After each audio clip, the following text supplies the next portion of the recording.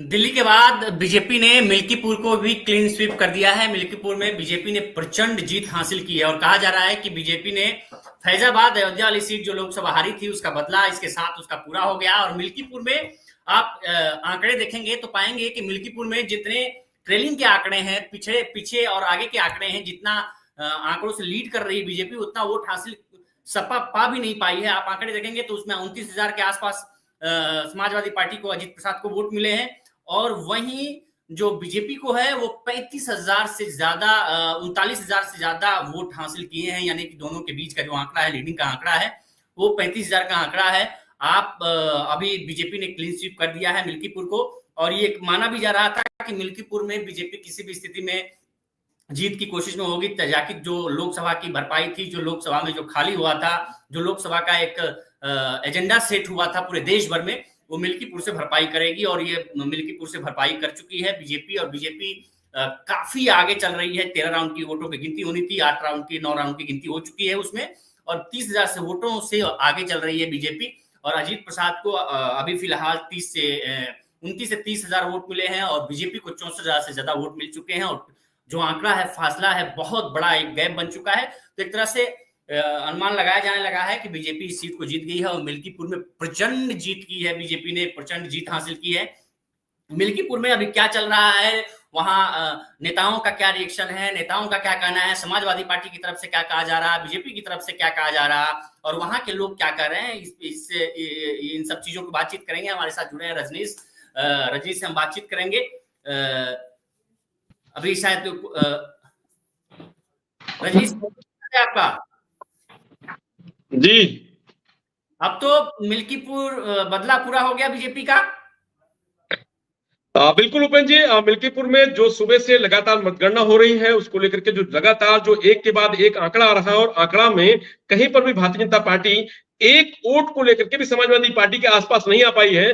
लगातार वो हजारों में बढ़त बनाए हुए, ऐसे में ये साफ है कि प्रचंड बहुमत, ये प्रचंड वोट या प्रचंड प्रचंड जीत के साथ बीजेपी मिल्कीपुर में वापसी कर रही है। समाजवादी पार्टी को बहुत बड़ा झटका लगा है मिल्कीपुर में। समाजवादी पार्टी काफी बड़े मार्जिन के साथ मिल्कीपुर में जीतने जा रही है, जो शायद ऐतिहासिक होगा। 2007 से अगर आंकड़ा हम अगर बात करें 2007 से अब तक का, तो अभी तक कोई भी 40,000 39,000 का मार्जिन रहा है, नहीं रहा है, लेकिन इस बार 40,000 को भी क्रॉस कर गया है। अब आप समझ सकते हैं कि जो बड़े दावे किए जा रहे थे, बड़ी बड़ी बात कही जा रही थी कि समाजवादी पार्टी बीजेपी की कड़ी टक्कर है, कड़ा मुकाबला है, समाजवादी पार्टी ने बहुत मेहनत करी है, नेताओं ने बहुत मेहनत किया है, तमाम सारी बातें अब यहाँ पर वो उनपे तमाम सारे प्रश्न खड़े हो रहे हैं, तमाम सारे सवाल खड़े हो रहे हैं कि अगर इतनी ये मेहनत की गई थी, इतना समीकरण बनाया गया था, 40-40 लोगों को प्रभारी बना करके फौज उतारी गई थी, तो क्या वो क्या कर रहे थे? वोट मांग रहे थे या सिर्फ दफ्तर में बैठे थे या सिर्फ नाश्ता पानी करके अपने घर चले जाते थे? क्या हुआ, इसका समाजवादी पार्टी को जरूर आकलन करना पड़ेगा। समाजवादी पार्टी को इस बात को जरूर सोचना पड़ेगा।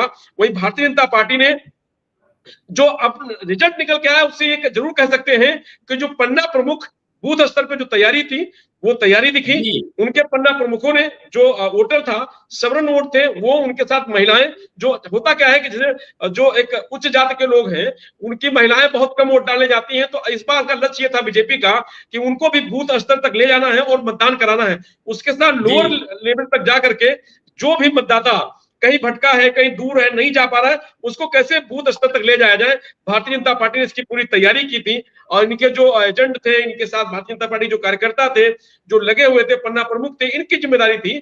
और शायद वही जिम्मेदारी का नतीजा, ये रिजल्ट है, वो दिखाई दे रहा है। प्रचंड वापसी मिल्कीपुर में बीजेपी कर रही है। वहीं जातीय समीकरण को बीजेपी ने बहुत अच्छे से सेट किया मिल्कीपुर में। जातिवार मंत्री उतारे, जातिवार नेता उतारे कि जितनी वोटों से आगे बीजेपी चल रही है उतना वोट समाजवादी पार्टी को मिले तक नहीं है का नतीजा। जी जी, मैं कह रहा हूं कि वही तो बता रहा है ना कि आप आकलन करिए ना कि कहा जा रहा था कड़ा मुकाबला है, 5,000 2,000 वोट, जनता भी कुछ नहीं बोल पा रही थी। लेकिन ऐसे में आप ये कह सकते हैं कि जो 1.25 लाख दलित वोट था, जिसमें ये दावा किया जा रहा था कि अवधेश प्रसाद को वो दलित वोट बीजेपी ज्यादा मिलेगा, लेकिन अब यहीं पे आप देखिए सूरज चौधरी भी मैदान में था। ये कहा जाता कि चंद्रशेखर आजाद की पार्टी को भी 10-5 हजार वोट मिलेगा, वहां भी उसके पास भी वोट नहीं गया। इसका मतलब ये साफ है कि दलित का पूरा वोट भारतीय जनता पार्टी के पास गया। उसके पीछे कारण यह था कि सुभाष माफ करिएगा, अवधेश पासी के बेटे अजीत पासी और चंद्रभान पासी, यानी दोनों प्रत्याशी एक ही बिरादरी के थे, एक ही समाज के थे। तो समाज ने पूरी तरीके से जो वोट अपना है वो इस बार चंद्रभान को दिया है। जैसा कि लोग कह रहे थे उस समय जब हम गए थे मिल्कीपुर कि चंद्रभान क्योंकि 2 साल के लिए विधायक बनेंगे, ऐसे में हम लोग चाहते हैं कि एक बार चंद्रभान को मौका दिया जाए। बिरादरी का आदमी है और अगर वो 2 साल में कुछ करते हैं तो आगे भी उनको मौका दिया जा सकता है।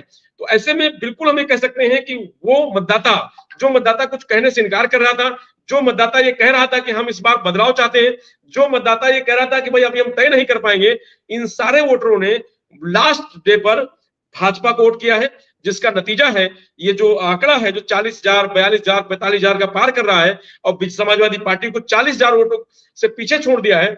जितने का आप समझिए कि जितने में चंद्रभान पासवान जीत रहे हैं, समाजवादी पार्टी को उतना वोट नहीं मिला है।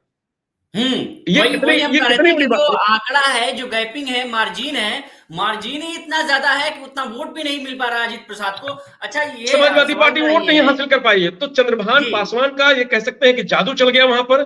चंद्रभान पासवान को मिल्कीपुर की जनता ने सर आंखों पर रख करके सराहा है और उसको जम करके वोट दिया है। और जो परसेंटेज को लेकर के कहा जा रहा था, यही नहीं, अगर ये आंकड़े आप देखेंगे तो इससे ये पता चलता है कि सर्व समाज का वोट निश्चित रूप से पड़ा होगा बीजेपी पे। ऐसा नहीं है कि जो हम लोग इससे पहले बातें कर रहे थे कि यादव वोट हो सकता है कि पूरा का पूरा कन्वर्ट हो जाए समाजवादी पार्टी पे।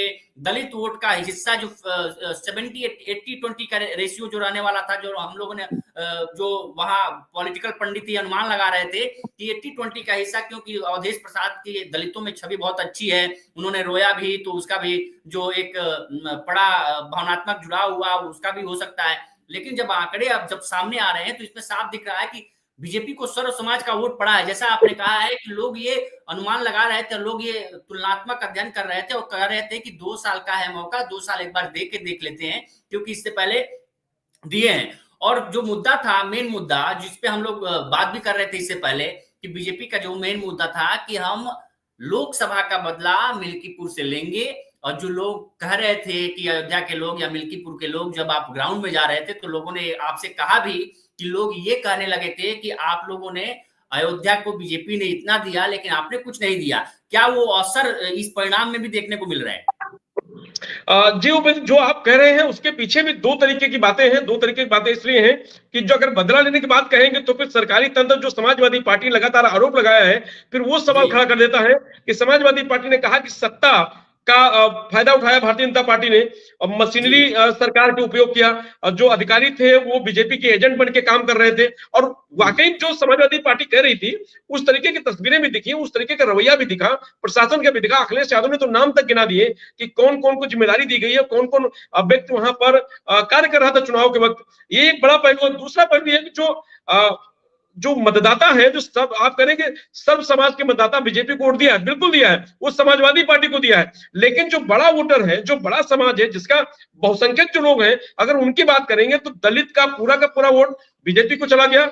यादव वोट भी समाजवादी पार्टी को पूरा नहीं मिला। तो मिल्कीपुर में ये कह सकते हैं कि दलित और यादव ने मिलकर के खेला किया है, भारतीय जनता पार्टी को जम के वोट दिया है, समाजवादी पार्टी को कुछ नहीं दिया है, ये कह सकते हैं। और समाजवादी पार्टी, इसीलिए आज समाजवादी पार्टी की मिल्कीपुर में ये स्थिति हो गई है। समाजवादी पार्टी ने भी ये आकलन नहीं किया होगा, अवधेश प्रसाद ने भी नहीं सोचा होगा कि जब 2024 के लोकसभा चुनाव में आप शानदार जीत हासिल करते हैं अयोध्या जैसी सीट पर, जो भगवान प्रभु श्री राम की नगरी है, और बीजेपी जहां से ये कह सकते हैं कि सनातन की बात करती है, जिस सीट से भारतीय जनता पार्टी ने पूरे देश में परचम लहराया है, जिस राम मंदिर को लेकर के भारतीय जनता पार्टी ने पूरे देश में प्रचार किया और ये कहा कि भाई भगवान राम का भव्य मंदिर प्रधानमंत्री नरेंद्र मोदी और मुख्यमंत्री योगी आदित्यनाथ के कार्यकाल में ही बन सकता था, और उसको बनवाने का काम किया। उसके बाद भी उसका असर वहां नहीं दिखा 2024 में। इसलिए नहीं दिखा कि उस समय लोगों को जो यही दलित वोट है, जो 1.25 लाख दलित वोट था, इसी को संविधान और ये खतरा उसको दिखाया गया, आरक्षण का खतरा दिखाया गया, और ये कहा गया कि आरक्षण और संविधान खतरा है। जिस तरीके से बीजेपी के सांसद लल्लू ने एक बयान दिया था, जो वो अब सांसद नहीं, जो हार गए, तो उसका उस समय का असर था। लेकिन अब यही दलितों ने समझ गया कि विधानसभा में न संविधान का खतरा है, न आरक्षण को खतरा है, इसलिए हम इस बार बीजेपी को वोट कर सकते हैं और चंद्रभान पासवान को विधायक बना सकते हैं। इसलिए लोगों ने चंद्रभान पासवान को वोट दिया, बीजेपी को वोट दिया, और चंद्रभान पासवान को अब मिल्कीपुर में लेकिन रजनीश जिस तरीके विधायक से विधायक विधायक विधायक विधायक बनने जा रहे हैं। सबसे बड़ी बात यह है कि आप समझिए, अगर इतना ही ताकतवर अवधेश प्रसाद थे अयोध्या में, और अवधेश प्रसाद सांसद बनने के बाद अगर इतनी बड़ी उनकी छवि थी वहां पे, स्थिति ये हो गई कि अजीत प्रसाद जिस जो बूथ है, अवधेश प्रसाद का जो बूथ है, अजीत प्रसाद वहां से भी हार गए हैं, ऐसा भी मैसेज आ रहा है। अब आप समझिए कितनी बड़ी बात है समाजवादी पार्टी के लिए। ये बहुत बड़ी बात है रजनीश। हम अपने व्यूअर को बता दें कि सबसे बड़ी बात ये है कि ठीक है हार जीत है, लेकिन सबसे बड़ी बात है कि अगर अवधेश प्रसाद को लेके अखिलेश यादव जब से जीते हैं, अवधेश प्रसाद उनके साथ साथ नजर आते हैं। राहुल गांधी जब संसद में पहली बार गए तो अवधेश प्रसाद को राहुल गांधी और अखिलेश यादव दोनों के बीच में बैठाया गया और एक प्रतीकात्मक संदेश दिया गया कि आप जिस एजेंडे पे चल रहे हो उसी एजेंडे को खारिज कर दिया है जनता ने। लेकिन अवधेश प्रसाद अगर दलितों में जिस तरीके से एक समाजवादी पार्टी का रहती है कि अगर पैठ है, तो अगर उस बूथ पे अगर उनके बेटे को हार मिली है, तो इस अपने आप में सबसे बड़ा आत्मनिरीक्षण का विषय है समाजवादी पार्टी के लिए। देखिए भारतीय जनता पार्टी ये कहती थी कि इस बार अजीत प्रसाद का जमानत जब्त हो जाएगी, और हमें लगता था कि हमें लगता था कि रजनी से जो तस्वीर है चुनाव आयोग को अखिलेश यादव ने भेंट की थी। अखिलेश यादव ने कहा था कि चुनाव आयोग मर चुका है और उसे सफेद चादर भेंट करनी है। हालांकि चुनाव आयोग पे भी कई सवाल उठे, इससे पहले वाले भी विधानसभा उपचुनाव में भी सवाल समाजवादी पार्टी ने उठाया, समाजवादी पार्टी इस चुनाव में भी सवाल उठाया, और कई ऑपरेशन के ऑडियो भी, हालांकि लोकमत इस ऑपरेशन के ऑडियो को पुष्टि नहीं करता, लेकिन समाजवादी पार्टी द्वारा ऑपरेशन के जो ऑडियो बार बार वायरल किए गए, सोशल मीडिया के थ्रू चलाए गए, जिसमें यह कहा गया कि एक एजेंडा सेट किया गया है और पीठासीन जो अधिकारी हैं उनको एक टारगेट दिया गया है कि आप इन बूथों पर इतने टारगेट आपको हासिल करने हैं। उसमें कई ऐसे ठीक है ओपन जी, नहीं जो आप कह रहे हैं वो ठीक है, लेकिन समाजवादी पार्टी ने जो आरोप लगाया है, हम कह सकते हैं कि झूठा लगाया, सही लगाया, लेकिन चुनाव आयोग को कम से कम उसमें कार्रवाई करनी चाहिए थी। 300 के आसपास मिल्कीपुर को लेकर के लगभग 200 और 300 के बीच में समाजवादी पार्टी ने कंप्लेंट किया है, एक के बाद एक। आप समझ लीजिए कि 4 बार तो प्रतिनिधिमंडल जाकर के मिला है इलेक्शन कमीशन को, यहां पर जाकर के लखनऊ में। उसके बाद भी इलेक्शन कमीशन की तरफ से कोई भी कार्रवाई, कोई भी जवाब समाजवादी पार्टी को मिल्कीपुर को लेकर के नहीं दिया गया।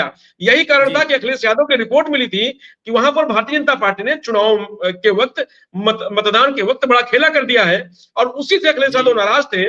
और अखिलेश यादव की रिपोर्ट पहले मिल चुकी थी कि मिल्कीपुर में बीजेपी ने बहुत बड़ा खेला कर दिया, वहां समाजवादी पार्टी नहीं जीत रही है। यही वजह से अखिलेश यादव ने ऐसा बयान दिया, और उसके बाद चुनाव आयोग को सफेद कपड़ा, जिसको कफन कहते हैं वो, उसको उन्होंने भेंट किया है। ये नाराजगी थी कि चुनाव आयोग अगर थोड़ा सा संज्ञान लेता, चुनाव आयोग अगर उनकी बात का जरा सा संज्ञान लेता, परिणाम कुछ भी होते। लेकिन कम से कम अगर कोई जा रहा रिपोर्ट लिखाने थाने, तो थाने में कम से कम पुलिस उसका भी पक्ष ले, लेकिन वो पक्ष नहीं लिया गया।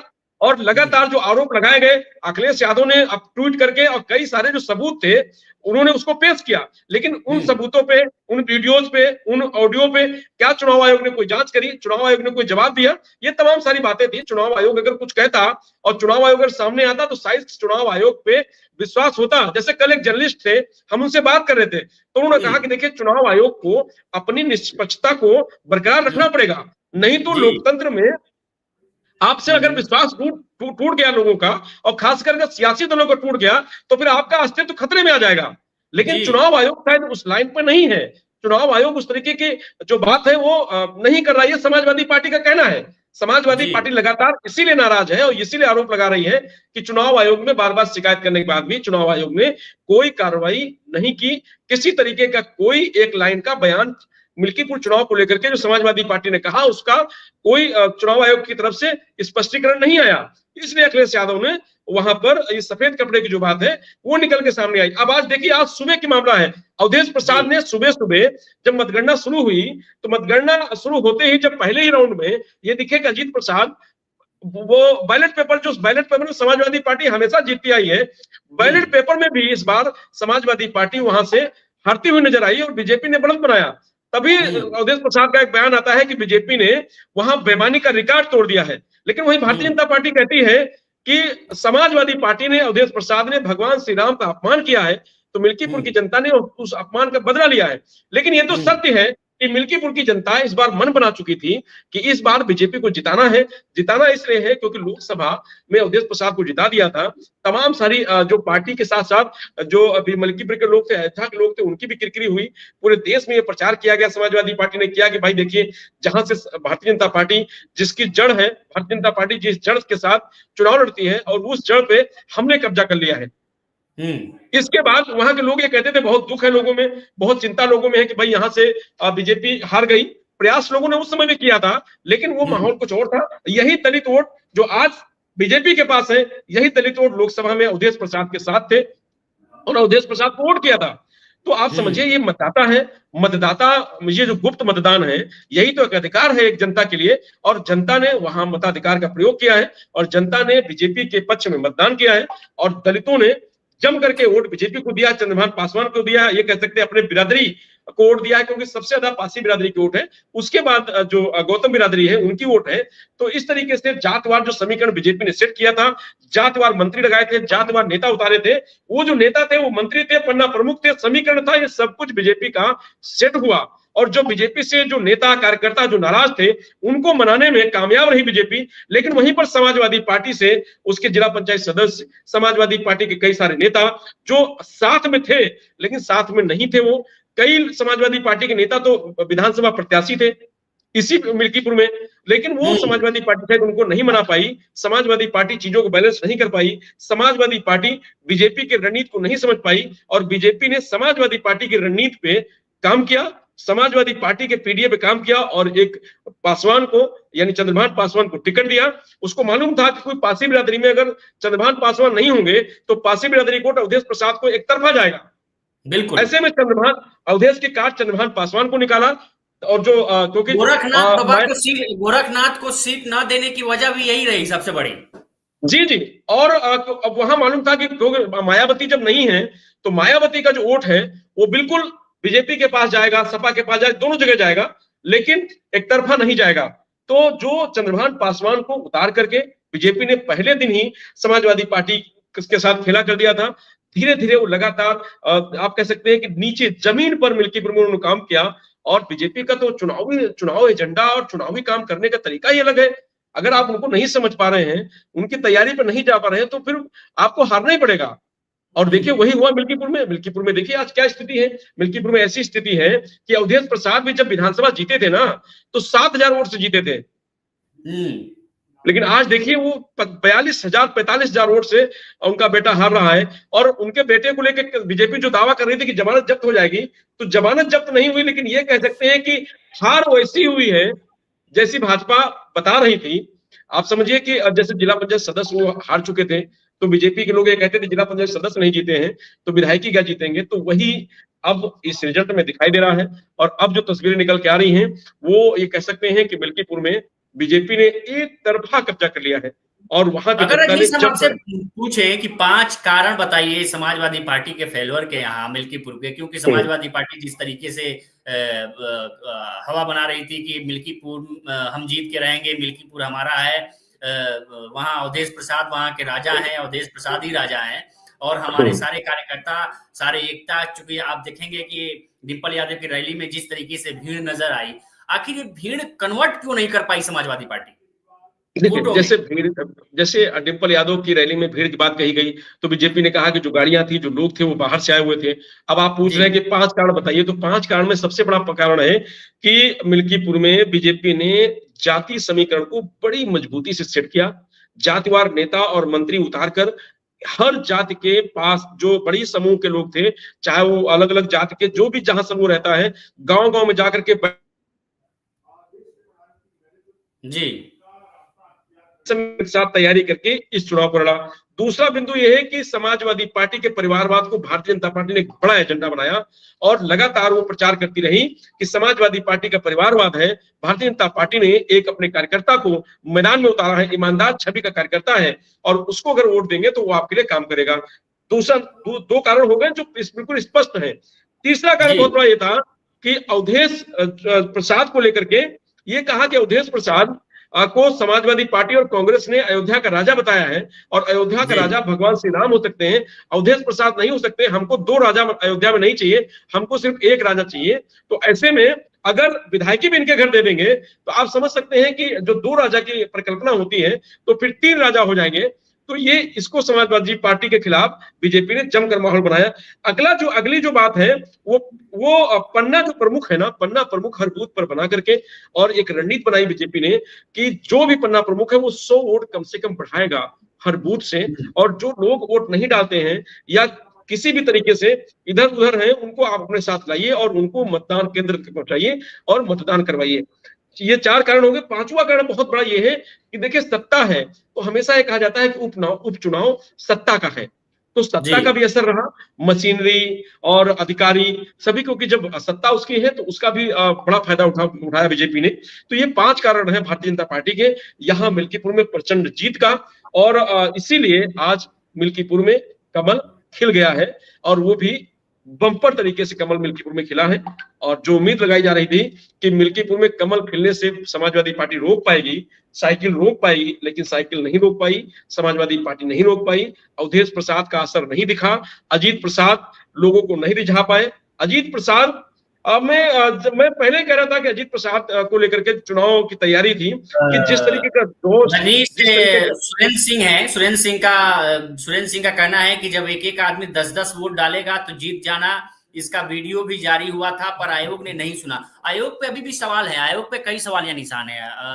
राहुल गांधी खुद कल प्रेस कॉन्फ्रेंस किए थे, प्रेस कॉन्फ्रेंस करके बहुत सारे एलिगेशन लगाए थे महाराष्ट्र चुनाव को लेके भी। हालांकि उन्होंने कहा था कि हम दरवाजा तब तक नहीं खटखटाएंगे जब तक कि हमको और पुख्ता सबूत नहीं मिल जाते। ये शिवनाथ है, वो कह रहे हैं कि ये प्रशासन की जीत है। फिर मोहम्मद साहिल पूछ रहे हैं कि आप बताइए कि अब तो हार गई, पीडीए भी फेल यहाँ हुआ, मिल्कीपुर में 2027 का क्या होगा? बिल्कुल, तो वही कह रहा हूं, जैसे पीडीए की बात होती तो पीडीए की बात हो रही थी, लेकिन यहाँ पीडीए का भी असर नहीं दिखा। और ये बात राष्ट्रीय अध्यक्ष समाजवादी पार्टी के अखिलेश यादव ने कही थी कि मिल्कीपुर जीत करके 27 का संदेश जाएगा। अब आप समझिए कि उन्होंने खुद कहा था 27 संदेश जाएगा, तो वहां बीजेपी जीत गई, 27 संदेश क्या जाएगा? फिर 27 में फिर बीजेपी आ जाएगी? ऐसा कुछ नहीं है। तमाम सारे जर्नलिस्ट, तमाम सारे सियासी पंडितों से हमारी बात हुई है, उन लोगों ने कहा कि देखिए 27 बहुत दूर है, क्योंकि सियासत है, सियासत में चढ़ाव उतार आया करता है। कितने तूफान आएंगे, कितने पानी बहेगा, संगम कहां तक जाएगा, कितने लोग डुबकी लगाएंगे, कितने लोग बह जाएंगे, ये पता नहीं है, क्योंकि 27 बहुत दूर है। तो ऐसे में जैसे सियासत को लेकर के कहा जाता है उपेंद्र जी कि सियासत में अचानक आपको उठा देता है, और जैसे उठाता है फिर वैसे आपको डुबा देता है। अगर आप जमीनी मेहनत करके नहीं आए हैं, केजरीवाल को देख लीजिए आप दिल्ली में, जिस तरीके से वो अचानक आए थे, आज अचानक खत्म हो गए। भारतीय जनता पार्टी ने उनको खत्म कर दिया।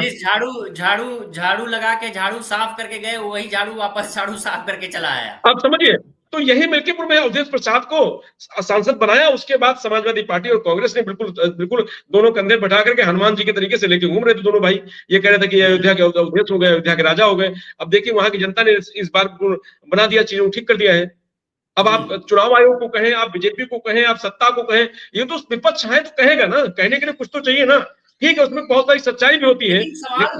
अच्छा आप समझिए उपेंद्र जी, मेरी बात समझिए।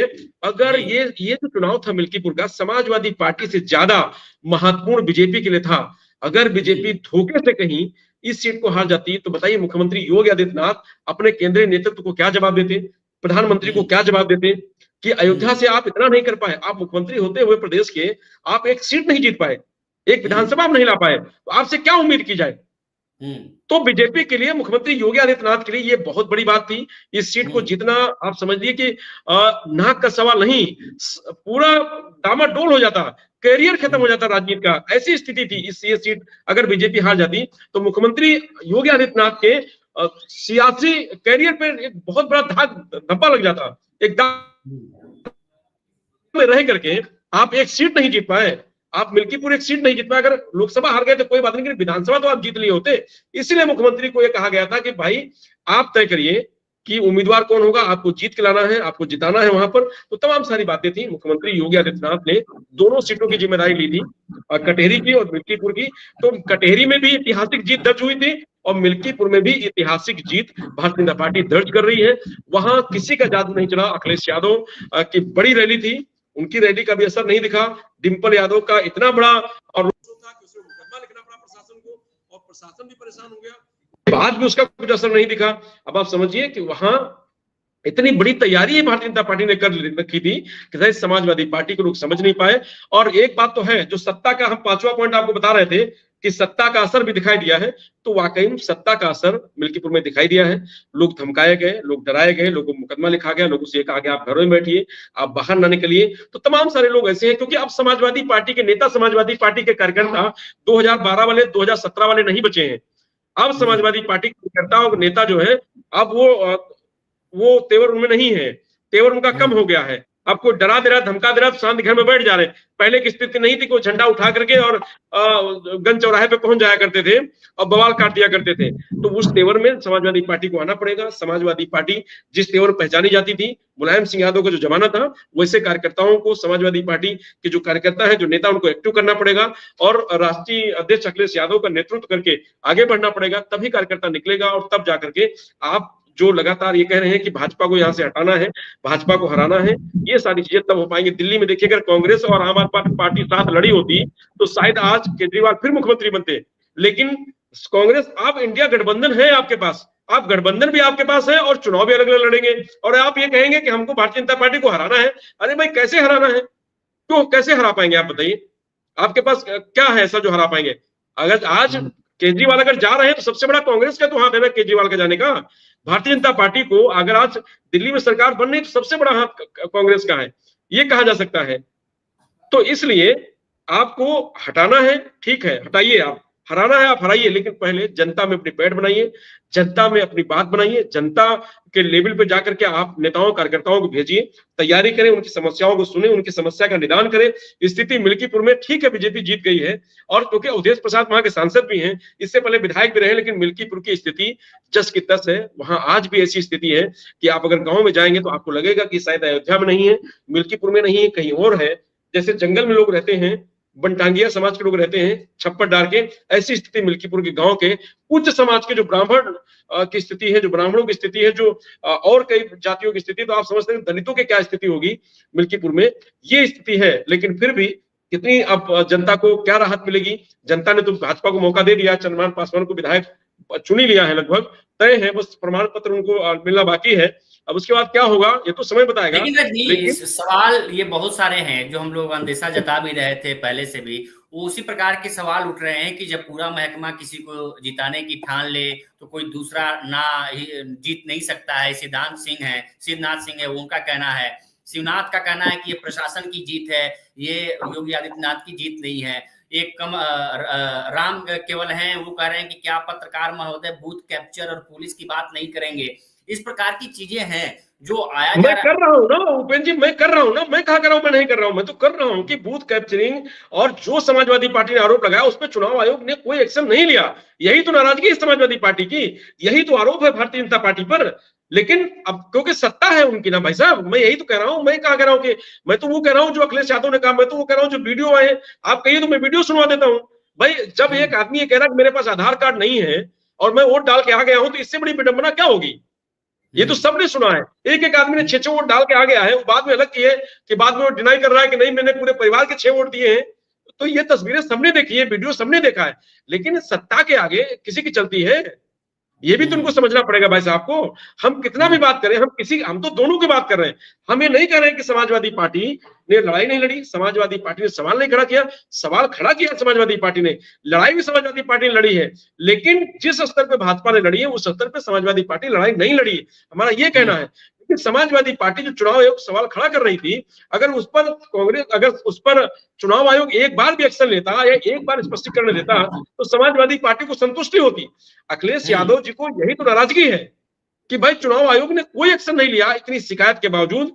तभी तो चुनाव आयोग को उन्होंने कफन भेजा है और ये कहा कि चुनाव आयोग मर चुका है, जो और कोई नहीं कह सकता है। और ये चुनाव आयोग को भी समझना चाहिए कि आपके ऊपर जो आपको सियासी दल अगर खुद उनका भरोसा टूट जाएगा तो आपका भी तो अस्तित्व पे तमाम सारे सवाल है। एक बार यही बात अभी तक तो पॉलिटिकल पार्टियां इस बात को कह रही हैं, पार्टी के नेता कह रहे हैं, लेकिन एक दिन जब वो आएगा जब जनता उस बात को लेकर, जनता कह भी रही है, लेकिन जब जनता खुल के आ जाएगी तब चुनाव आयोग क्या जवाब देगा? चुनाव आयोग कहां जाएगा?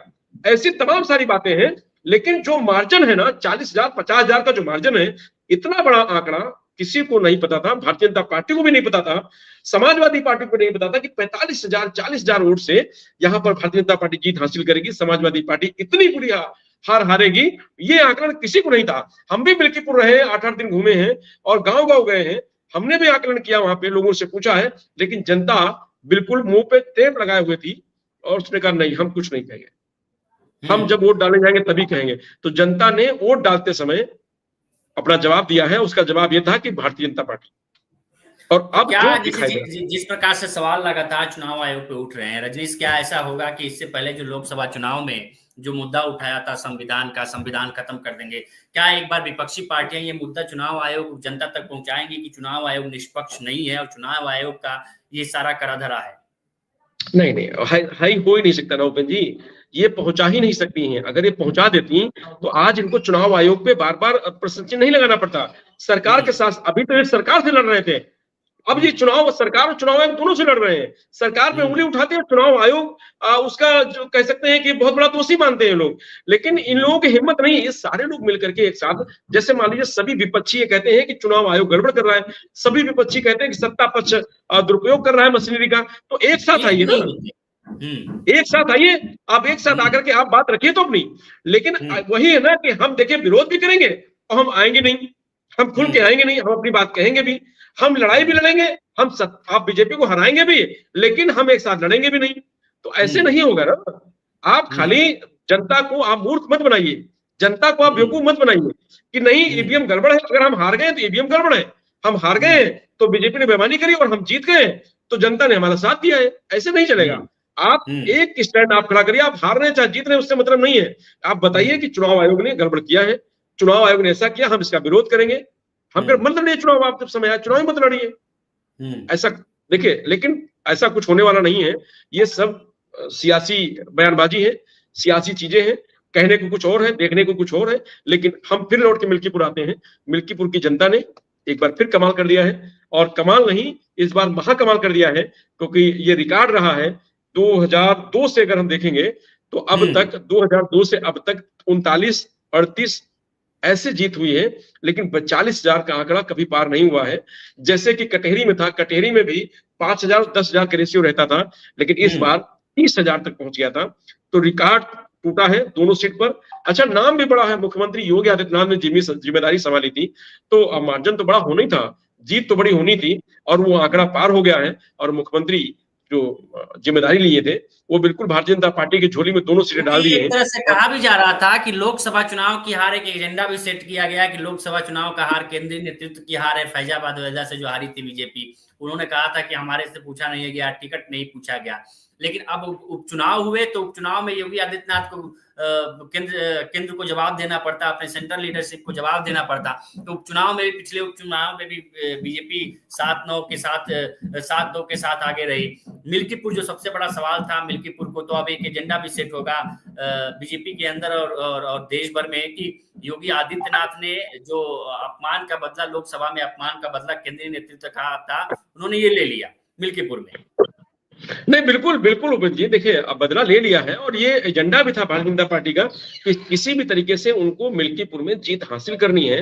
मैं बता तो रहा हूं कि समाजवादी पार्टी से ज्यादा इंपॉर्टेंट था ना बीजेपी के लिए। मुख्यमंत्री योगी आदित्यनाथ को जवाब भी देना था, उनके जो सियासी कैरियर था उसमें बहुत बड़ा डेंट लग जाता, और ये बहुत बड़ा उत्तर प्रदेश में एक मैसेज आता कि देखिए अयोध्या के बाद मिल्कीपुर भी मुख्यमंत्री योगी आदित्यनाथ नहीं जीत पाए, मुख्यमंत्री रहते हुए नहीं जीत पाए। ये बहुत बड़ी चुनौती थी भारतीय जनता पार्टी के लिए। जरा सा भी अगर कहीं ढील होती, जरा सी चूक होती, इस बार पब्लिक भी कह रही थी कि हम चूकेंगे नहीं। आप समझिए, जब जनता कहने लगे हम नहीं चूकेंगे, जनता ये कहने लगे इस बार हम बदला लेंगे, जनता कहने लगे कि हमारा अपमान हुआ है, जनता जब ये कहे कि जब हम लोकसभा हार गए तो हम बहुत पछताए, मिल्कीपुर इस बार ऐसा नहीं करेंगे जो पछताना पड़े, मिल्कीपुर हम जीतेंगे, भारतीय जनता पार्टी जीतेगी, तो ऐसे में आप आकलन कर सकते हैं ना कि जब जनता ने सोच लिया है तो जो जनता ने सोच लिया उसको होना है। शायद ये बात समाजवादी पार्टी के नेता, समाजवादी पार्टी के कार्यकर्ता राष्ट्रीय अध्यक्ष तक अपने नहीं पहुंचा पाए, उनको नहीं बता पाए कि मिल्कीपुर का माहौल क्या है। वो ये बताते रहे कि भैया मिल्कीपुर में इस बार भी हम जीत लेंगे, माहौल बहुत ठीक है, बनाए रहिए सब, आप एक रैली कर दीजिए हम जीत लेंगे, डिंपल जी एक रोड शो कर दे हम जीत लेंगे, यही सब कहते रहे। और वहां पर स्थिति ऐसी हुई है कि जो समाजवादी पार्टी ने कभी सोचा नहीं होगा, अवधेश प्रसाद ने भी कभी नहीं सोचा होगा। अब हमारे पास जवाब सिर्फ इतना ही है कि चुनाव आयोग ने संज्ञान नहीं लिया, लोकतंत्र का मजाक बना दिया, आचार संहिता का भारतीय जनता पार्टी ने उल्लंघन कर दिया, सरकार का दुरुपयोग किया है, मशीनरी का उपयोग किया है, भारतीय जनता पार्टी ने उसका फायदा उठाया है, बूथ कैप्चरिंग करी है, जैसा कि भाई साहब पूछ रहे थे। तो यही तो सब आरोप लगेंगे ना। और इसके अलावा देखिए, हार के बाद आप क्या कहेंगे? आप ये कह देंगे कि नहीं नहीं भाई साहब, हम प्रचार नहीं कर पाए और हमको जनता ने हरा दिया, ऐसा तो नहीं कह सकते ना आप। आपको कहना पड़ेगा ना कि भाई साहब देखिए, वो तो भारतीय जनता पार्टी में पहले कह रहा था, बेईमानी कर दिया भारतीय जनता पार्टी ने, चुनाव आयोग ने संज्ञान नहीं लिया, वहां पंडित और ठाकुर जो है अधिकारी तैनात कर दिए गए थे, जिस तरीके से अखिलेश यादव जी ने कल लिस्ट पढ़ी थी, बताई थी, और उन लोगों ने चुनाव लड़ा है, सरकार ने चुनाव लड़ा है, पूरा भारतीय जनता पार्टी के कार्यकर्ता बनकर के चुनाव लड़ाया उन्होंने। भाई यही कहेगा ना, विपक्ष कोई भी होगा, भारतीय जनता पार्टी यहाँ पे होगी, वो भी यही कहेगी जो समाजवादी पार्टी जीतेगी। तो ये तो इस तरीके की तो राजनीति तो सत्ता पक्ष और विपक्ष की चलती है। लेकिन हाँ, जो आरोप लगाए जा रहे हैं उसमें हम कह सकते हैं 100% सही नहीं है, लेकिन कुछ तो परसेंटेज होगा सही। समाजवादी पार्टी जो आरोप लगा रही, कम से कम चुनाव आयोग को उस पर जवाब देना चाहिए था, ताकि इस तरीके की बातें कोई और नहीं करता। जनता भी समझ रही है। देखिए ना, एक लिस्ट, एक तरफ से लगातार लोग यही सवाल पूछ रहे हैं कि बीजेपी ने बेईमानी किया, आप उसकी बात क्यों नहीं कर रहे? बीजेपी ने बूथ कैप्चरिंग किया, आप उसकी बात क्यों नहीं कर रहे? उनको लग रहा है कि हम बीजेपी की बात कर रहे हैं। हम बीजेपी की बात, हम वो बात कर रहे हैं जहां पर खामियां नजर आ रही हैं, जिस तरीके की रिपोर्ट आ रही है, जो ये सवाल ये भी उठेगा ना, सवाल ये भी उठेगा रजनीश, की जिस प्रकार से, जैसा आपने कह भी रहे थे कि अगर ये ऐसा है चुनाव आयोग के पास, चुनाव आयोग अगर ऐसा है तो विपक्षी पार्टियों को सारी, एक तरफ राहुल गांधी चुनाव आयोग पर सवाल कर रहे हैं, दूसरी तरफ अखिलेश यादव सवाल कर रहे हैं, तीसरी तरफ चुनाव आयोग पे विपक्ष की अन्य अरविंद केजरीवाल चुनाव आयोग पर जिस पर निष्पक्षता के लिए सवाल कर रहे हैं, तो सबको एक मंच पे, क्योंकि एक मंच पे आप नहीं आएंगे तो आप जनता को क्या बताएंगे? नहीं आ पाएंगे, आ ही नहीं पाएंगे ना, डरते हैं ना सब। डरना इस बात की है कि अब कांग्रेस इसलिए खुश है दिल्ली में कि उसने आम आदमी पार्टी के वोट काट लिए, अपने वोट को रिगेन कर लिया 15 से 20 सीटों में। हरा दिया उसने, हरा दिया और खुश है वो। हाँ, अब ये हो रहा है कि उसने गुजरात वाला बदला ले लिया, जिस तरह से गुजरात में आम आदमी पार्टी ने डेंट लगाया था, गुजरात और गोवा में कांग्रेस का, वो भरपाई उसने दिल्ली से कर लिया। तो जब यहाँ पे ओपन जी वही कहावत हो गई ना कि दो की लड़ाई में तीसरा फायदा उठाए। तो ठीक है, हम आपस में लड़ते रहेंगे और हम ये भी कहते रहेंगे भारतीय जनता पार्टी को हटाएंगे, और आपस में लड़ते रहो और भारतीय जनता पार्टी को हटाते रहो। भाई आप समझिए, अपने में एक दूसरे से संतोष हो कि हम उसको हरा दिए, उसको हरा दिए। हाँ, बस यही संतोष है, आप समझिए।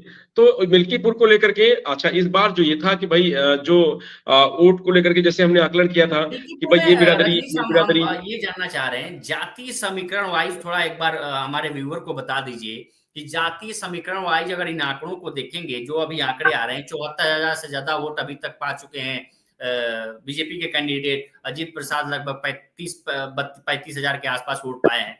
आप एक जातीय समीकरण जो पहले बता रहे थे कि अगर ये ऐसी स्थिति होती है तो ये पार्टी मजबूत है, अगर ऐसी स्थिति होती है तो ये पार्टी आगे निकल सकती है। तो एक बार समझने में आसानी होगी।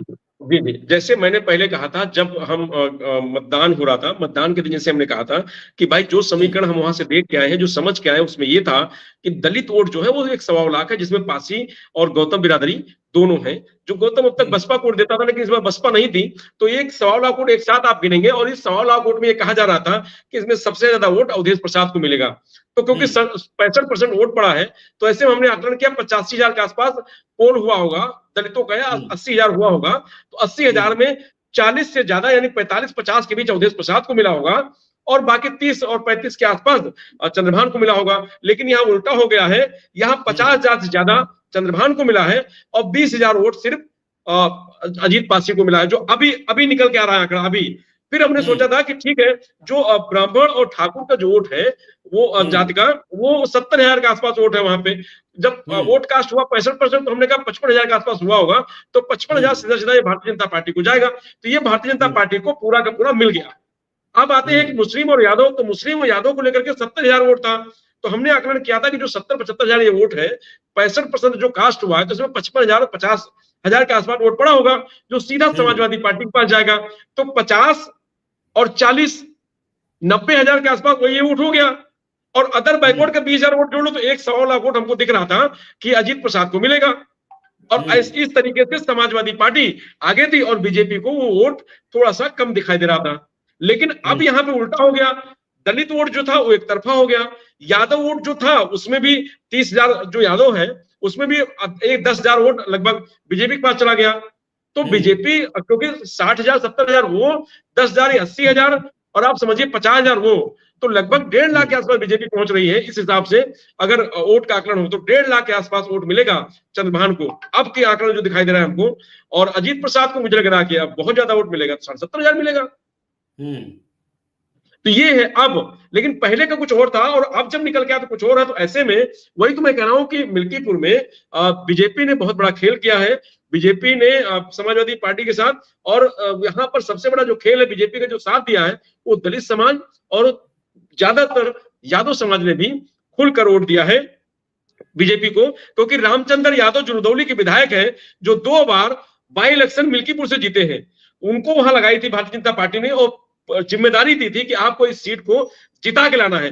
तो रामचंद्र यादव लगातार लगे हुए थे, एक एक गांव एक एक बूथ पर उन्होंने दौरा किया, जहां जहां यादव मतदाता ज्यादा थे वहां जोड़ा। और जो ग्राम प्रधान थे यादव, उन सारे ग्राम प्रधान को उन्होंने बुला करके मीटिंग की, मैनेज किया और उसके बाद इस तरह की रणनीति बन करके निकल के आई है। और रामचंद्र की जो मेहनत है वो दिखाई दे रही है। तभी तो बता रहे हैं कि यादव वोट भी समाजवादी पार्टी का भारतीय जनता पार्टी ने मिल्कीपुर में छीन लिया है। जो बात अखिलेश यादव को पहले रिपोर्ट में शायद मिली होगी, तभी उस बात को नाराजगी होगी और यही निकल के अब आ गई है। तो जो आंकड़ा मतदान के बाद आ रहा था, आज उस तरीके का रिजल्ट भी आ रहा है। और उम्मीद जताई जा रही थी कि शायद इतना बड़ा मार्जिन नहीं होगा, करीब मामला होगा, 10, 12, 15,000 में होगा, लेकिन यहां तो 50,000 के आसपास पहुंच रहा है। और आसान नहीं है कि और इससे आगे बढ़ जाए। और जो समाजवादी पार्टी है वो बहुत बुरी हार हारेगी मिल्कीपुर में, ऐसा कह सकते हैं। तो क्या माना जाए कि जो बीजेपी जो अयोध्या की विकास है, विकास मिल्कीपुर तक पहुंचेगा? क्योंकि लोग पूछ रहे हैं कि लो अब तो नौकरी मिलेगी ना। नौकरी और विकास कितना पहुंचेगा 2 साल में? अब 7.5 साल में तो नहीं पहुंचा है। अब 2 साल में चंद्रभान पासवान अब पता नहीं बुलेट ट्रेन से आएंगे कि जो तेजस से आएंगे, जो सब जगह जा जाके ऐसे जिगजैग करके पहुंचा देंगे। मुझे लगता नहीं अब कितना, क्योंकि अभी तक रिकॉर्ड है 2002 से जनता बता रही थी कि कोई विधायक चुनाव जीतने के बाद आया नहीं है। अब चंद्रभान पासवान कैसे पहुंच जाएंगे? और क्योंकि कितना उनको बजट मिल जाएगा, 2 साल में मारेंगे तो उलाट देंगे पूरा अयोध्या, आसान नहीं है उनके लिए भी। और पब्लिक ने जो उम्मीद लगाई है, कितना खरे उतरेंगे चंद्रभान पासवान वो देखना पड़ेगा।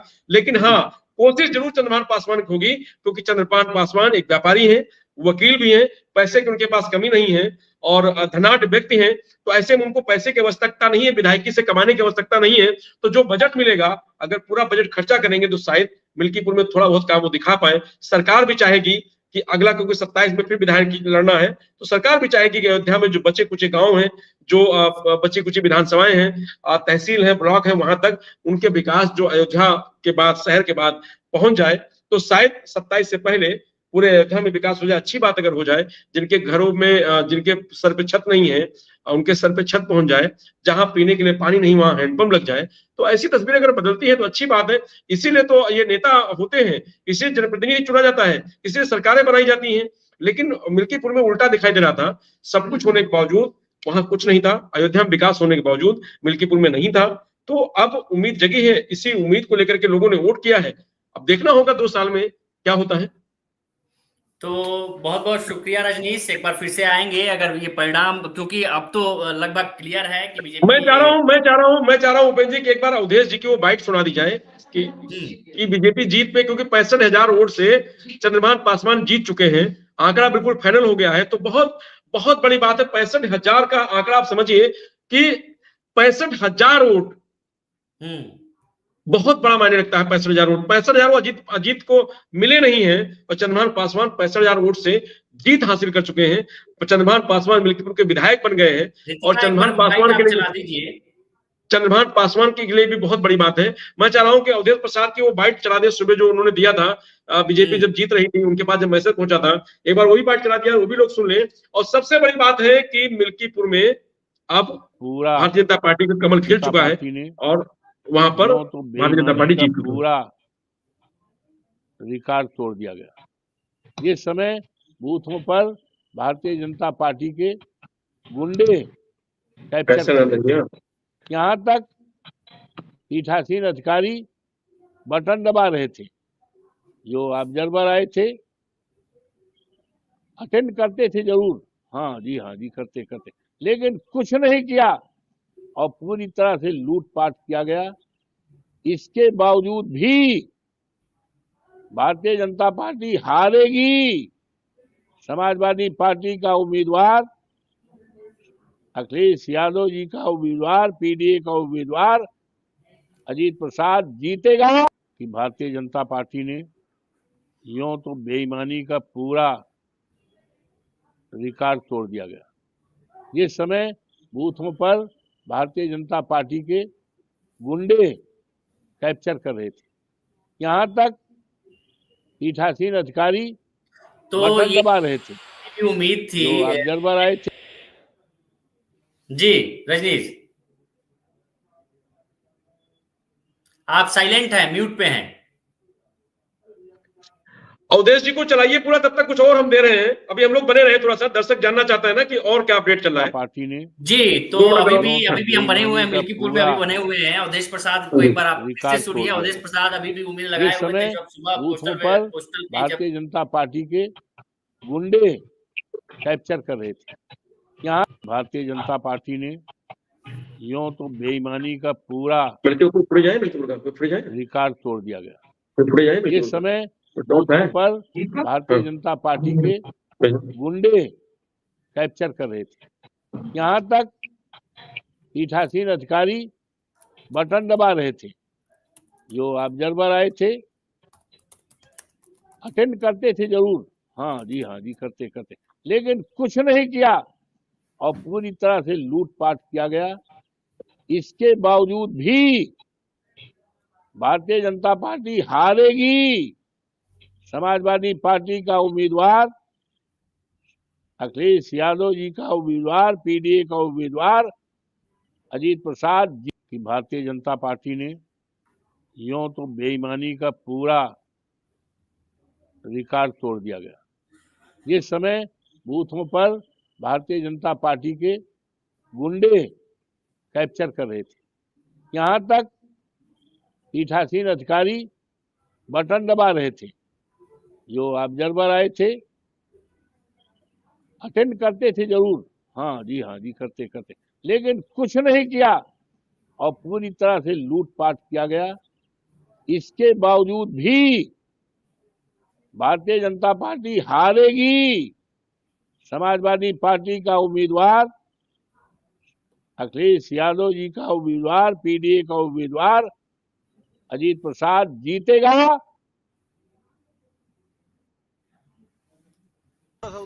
अभी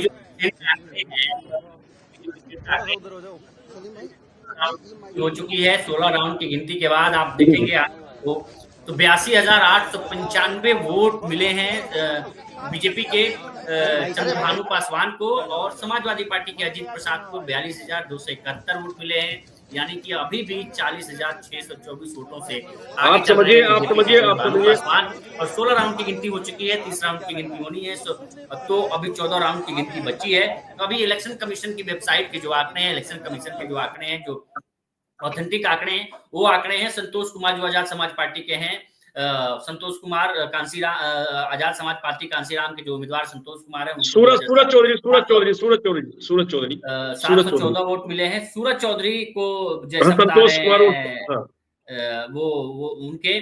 तो अभी ये जो आंकड़े हैं आप देखेंगे कि आंकड़ों में अभी भी बीजेपी लगभग एक तरह से वहां के जो राजनीतिक है, चाहे रजीश बता रहे हैं वहां मौके पर मौजूद हैं कि लगभग जीत चुकी है। 65,000 वोटों का आंकड़ा, 65,000 वोटों से ज्यादा वोटों से जीत दर्ज करेंगे। जबकि जो पिछली बार अवधेश प्रसाद खुद वहां चुनाव में मैदान में थे तो 7,000 बमुश्किल 7,000 वोटों से जीत हासिल की थी। बहुत कांटे का टक्कर उस समय था। लेकिन बीजेपी ने इस बार मिल्कीपुर का, जिस प्रकार से बीजेपी नेता कह रहे हैं कि जिस प्रकार से भगवान राम का अपमान हुआ, 2000 लोकसभा इलेक्शन 24 के लोकसभा इलेक्शन में, उस लोकसभा इलेक्शन को हमने मिल्कीपुर से उसका भरपाई कर लिया। और जिस प्रकार से अखिलेश यादव ये कह रहे थे कि 2027 की डगर यहीं से होकर गुजरेगी और एक एजेंडा सेट होगा पूरे प्रदेश भर में। हालांकि अभी गंगा में पानी कितना बहा है, अभी कितना बहेगा गंगा में पानी 2027 के अभी डगर बहुत दूर है। अखिलेश यादव को पिछले लोकसभा उपचुनाव और इस उपचुनाव से जमीनी हकीकत से रूबरू होने की जरूरत है, जो राजेश बता रहे थे कि उनके पार्टी कार्यकर्ताओं की, पार्टी नेताओं की, और उनको अभी भी इस मुगालते से दूर होने की जरूरत है कि जो पार्टी के कार्यकर्ता नेता जिस ग्राउंड से रिपोर्ट दे रहे हैं, क्या वो रिपोर्ट कितनी सही और कितनी गलत है। रजनीश।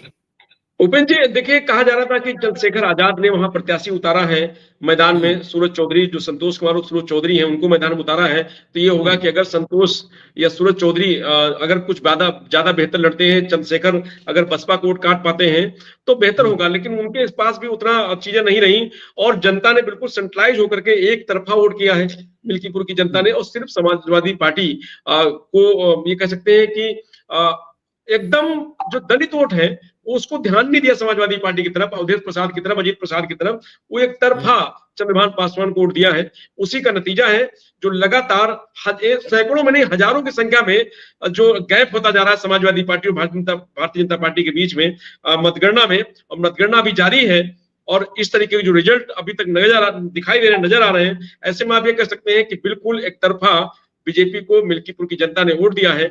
और मुख्यमंत्री योगी आदित्यनाथ आज, क्योंकि उत्तराखंड में है, पारिवारिक उनकी शादी है, भतीजी की शादी थी, भतीजी की शादी थी 3 दिन से उत्तराखंड में, तो वहीं से रिजल्ट देख रहे हैं वो। अभी बड़ा खुश थे वहां से जब उनको मैसेज मिला होगा, क्योंकि तस्वीर एक आई है मेरे पास जो उसमें बड़ा खुश है मुख्यमंत्री।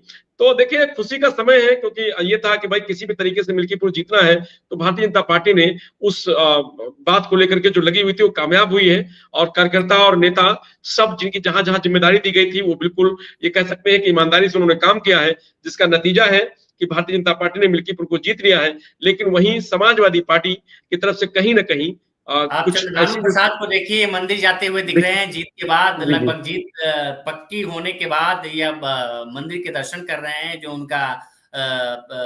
उनकी कुल देवी थी शायद उनका दर्शन कर रहे हैं वहां, और मंदिर पे दंडवत प्रणाम कर रहे हैं। जी तो जी, बहुत खूबसूरत तस्वीर है। देखिए, चंद्रभान पासवान है जो अब इस समय, क्योंकि प्रचंड जीत, देखिए चंद्रभान पासवान का भी देखिए, वो देखिए सियासी वो भाग्य देखिए। ये कहा जा रहा था कि भाग्यशाली अवधेश प्रसाद है, लेकिन अब मिल्कीपुर में तो भाग्यशाली चंद्रभान पासवान है। कहीं चर्चा नहीं थी चंद्रभान पासवान की, कहीं बातचीत नहीं होती थी। बाबा गोरखनाथ बिल्कुल सेहरा सजा करके घूम रहे थे, मुकुट पगड़ी वड़ी बांध के घूम रहे थे विधायकी की, एकदम उनको लग रहा था कि वही इस प्रकार से कांग्रेस विपक्षी पार्टियों के लिए मुकुट बने थे अवधेश प्रसाद, अब बीजेपी के लिए वो मुकुट चंद्रभानु प्रसाद बन जाएंगे, हर जगह घुमाए जाएंगे। बिल्कुल बिल्कुल बिल्कुल। तो अब स्वयंभू बने हुए थे वो गोरखनाथ बाबा, उनको लगता था कि भाई हमसे बड़ा मिल्कीपुर में कोई नहीं है, क्योंकि हम ही तय करेंगे कब चुनाव होगा और कौन विधायक होगा वो भी हम ही तय करेंगे।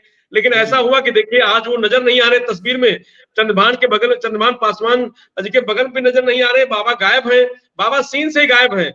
जब से टिकट की घोषणा हुई है मुख्यमंत्री योगी आदित्यनाथ से मिलने के बाद, बाबा गोरखनाथ की एक तस्वीर किसी भी मंच से नजर नहीं आई है, कहीं पर नजर नहीं आया, कोई बड़ा बयान उनका नजर नहीं आया। तो देखिए, यही होता है ना सियासत में, कब कौन बता तो रहे थे कि भाई नीचे से ऊपर आ जाए, ऊपर से नीचे आ जाए। अब देखिए, बाबा गोरखनाथ चर्चा में थे, वो खत्म हो गए। चंद्रभान पासवान आज भारतीय जनता पार्टी के लिए बहुत, जैसे राहुल गांधी के लिए और अखिलेश यादव के लिए अवधेश जी थे, वैसे अब चंद्रभान पासवान भारतीय जनता पार्टी के लिए हो गए हैं। तो भारतीय जनता पार्टी ने चंद्रभान पासवान को उतार करके अच्छा निर्णय लिया था। जैसे जनता ने कहा था कि साफ छवि थी, बाबा गोरखनाथ होते तो शायद रिजल्ट नहीं होता, लेकिन चंद्रभान पासवान, यही तो बीजेपी में कला है ना, आपको समझ ही नहीं आएगा कि भारतीय जनता पार्टी क्या कर रही है, और हमेशा वो वही करती है जो आप सोच नहीं पाते हैं। और उसकी जो रणनीति भी है ना, वो सब समझ नहीं पाया आज तक, वो अपने हिसाब से काम करती है, और इसको कहां से उठा ला करके कितना बड़ा कर दे और कब किसका कद शून्य कर दे वो पता नहीं है। तो जो ज्यादा उड़ता है बीजेपी, तो ऐसे पर काटती है कि फिर उड़ नहीं पाता, उड़ क्या छोड़ो, वो बैठ नहीं पाता सही से। तो यही स्थिति है भारतीय जनता पार्टी ने। देखिए, चंद्रभान जैसे व्यक्ति को, जो एक व्यापारी है, साड़ी का बड़ा व्यवसाय है इनका, और ये एडवोकेट भी है, ईमानदार छवि के हैं, पैसा भी है, तो सारी चीजें हैं। और इनको कहा जा रहा था कि ये बाहरी है, बाहरी बनाम भीतरी है। अवधेश प्रसाद लगातार प्रचार कर रहे थे कि बाहरी है, तो जनता ने देखिए बाहरी को दे दिया वोट, अंदर वाले को बिल्कुल लिटा दिया, एकदम लिटा दिया चारपाई पे, लेट जाओ तुम, हो गया तुम्हारा काम। तो देखिए अवधेश प्रसाद, चलिए बहुत बहुत अवधेश प्रसाद जी का देखिए उपेंद्र जी, अवधेश प्रसाद जी का रोना भी काम नहीं आया, उनका रोना भी काम आ जाता। अगर रोने से हमको लग रहा, कह रहे थे 20,000 वोट बढ़ जाएगी, रोने से 20,000 वोट कम हो गई उनके, शायद ना रोते तो शायद 20,000 बढ़ जाता। तो ये चीज है मिल्कीपुर को लेकर के। अब आप बहुत तस्वीर बहुत देखिए शुक्रिया रहे हैं। रजनीश, फिर से एक बार हम लोग जुड़ेंगे। मिल्कीपुर की सारी चीजें क्या समाजवादी पार्टी कर रही है, बीजेपी नेताओं का क्या रौला है, बीजेपी नेताओं का रौला भी देखेंगे, उनके कार्यकर्ताओं का भी रौला देखा जाएगा कुछ ही देर में। बहुत बहुत शुक्रिया रजनीश मिल्कीपुर से बातचीत करने के लिए। फिर से हम एक बार जुड़ेंगे, हम अपने दर्शकों को बताएंगे कि मिल्कीपुर में अभी वहां के लोगों का क्या कहना है, कुछ बाइट से आपको बताएंगे, उनकी राय बताएंगे, और नेताओं का क्या कहना है, चाहे विपक्ष का चाहे सत्ता पक्ष के नेताओं का क्या कहना है। बाकी आप दिल्ली का कवरेज आप देख ही रहे हैं, लोकमत पे हम लगातार दे ही रहे हैं, दिल्ली के अपडेट दे रहे हैं कि किस प्रकार से दिल्ली का अपडेट। एक बार और हम आपको बता दें, 47 सीटों पर बीजेपी 2 सीटें जीत चुकी है, आम आदमी पार्टी 2 सीट जीत चुकी है, 2 सीट बीजेपी जीत चुकी है, और 47 सीटों पे लीड कर रही है बीजेपी, और 23 सीटों के साथ आम आदमी पार्टी। और बाकी आप मिल्कीपुर का परिणाम आप देख ही चुके हैं कि जितना ट्रेलिंग और जितना मार्जिन है, उतना वोट नहीं पा पाई है समाजवादी पार्टी, जिस बड़े बड़े दावे कर रही थी। तो बहुत बहुत शुक्रिया रजनीश, बहुत बहुत शुक्रिया। देखते रहिए लोकमत।